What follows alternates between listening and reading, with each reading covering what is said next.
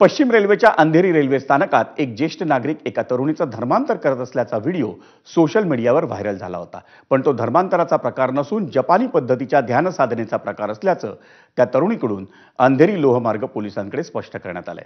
अंधेरी लोहमार्ग पोलिसांनी व्हायरल व्हिडिओची तात्काळ दखल घेऊन व्हिडिओमध्ये दिसणारी तरुणी आणि ज्येष्ठ नागरिकाचा शोध घेतला।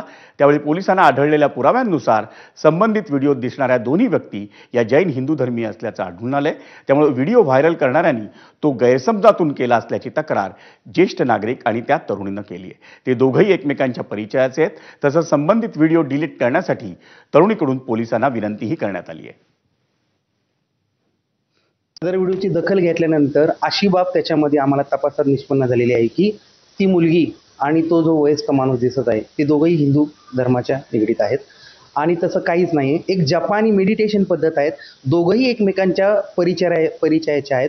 दोघांनी एका ठिकाणी मेडिटेशन घेतलेलं आहे। तर एक जपानी मेडिटेशनची पद्धत आहे, एक थोडंफार प्रे करायची।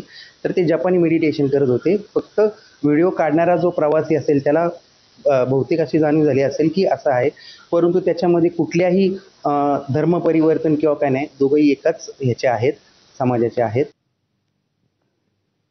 आणि या बातमीनंतर मुंबई ईस्ट वेस्ट मध्ये घेऊयात एक ब्रेक, पण तुम्ही पाहत राहा एबीपी माझा।